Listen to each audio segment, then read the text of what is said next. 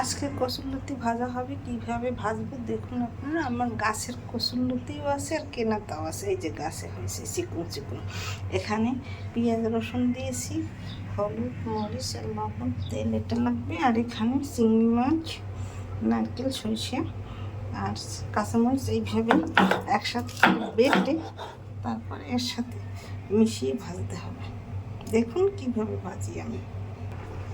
এই যে দেখুন চিংড়ি মাছ, নারকেল, সরিষা একসাথে করে একবারে মিহি করে এটাকে বাটতে হবে। এখানে কলা পাতা নিয়েছি আর ভাঙার খোলাটা নিয়েছি।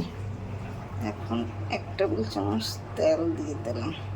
তেল দিয়ে মাখলে ভালো হয়। এখানে আধা চামচ লবণ দিয়েছি, হালকা একটু মরিচের গুঁড়ি দেবো, রঙের জন্য বেশি দেবো না। হলুদের গুঁড়ি নিয়েছি আধা চামচ।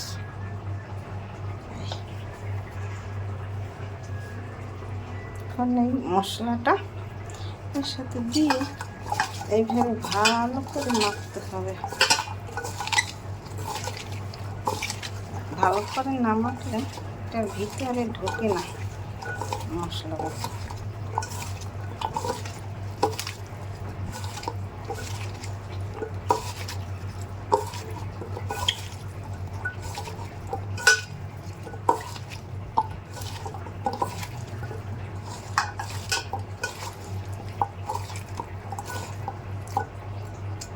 আর হালকা একটু হলুদের গুঁড়ি দিয়ে দেবো, কম হয়েছে।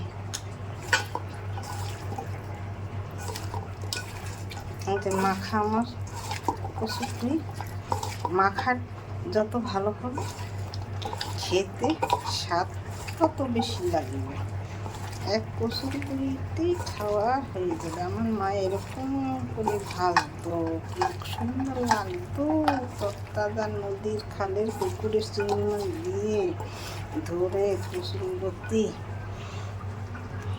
ভাজতো, খেতে যে স্বাদ হতো না খেলে বলে বোঝাতে পারবো না। এখন তো আমরা সেই চিংড়ি মাছগুলো চোখেই দেখি না।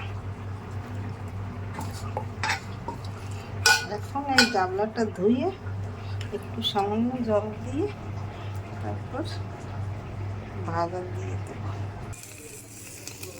এই যে দেখুন ঢাকা দিয়ে ভাজা দিয়ে দিয়েছি, সামান্য একটু জল দিয়ে। অনেকগুলো জল বেরিয়েছে কচুর দই। একটু সময় লাগবে কচুর দই ভাজতে। ভালো স্বাদ খেতে হলে তো একটু সময় দরকার। সময় না হলে কোনো জিনিসের স্বাদ আসে না। ঢাকনা তুলে দিলাম। এই পিঠ এই যে দেখুন দাগ লেগে গেছে হালকা হালকা, আর একটু দাগ লাগতে হবে। তারপর আমি এই থালায় করে একটা পাতা দিয়ে ফিরিয়ে দেব নামিয়ে।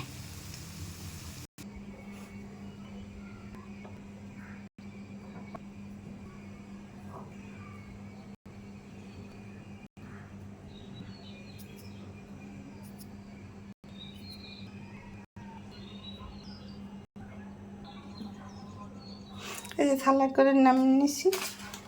এই যখন পাতা দিছি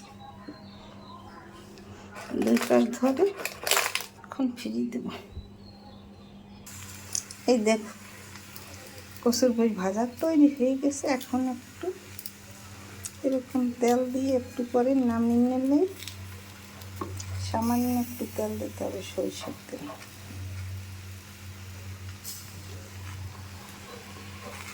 একটু পরে আমি নামিয়ে নেব।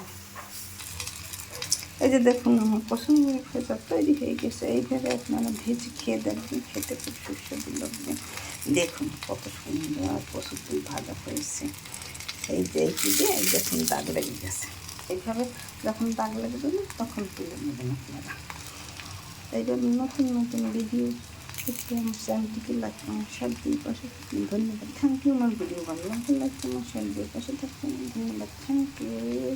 আমার কচুরি ভাজা তৈরি হয়ে গেছে। এক কচুরি খাওয়া হয়ে যাবে 1 প্লেট ভাত।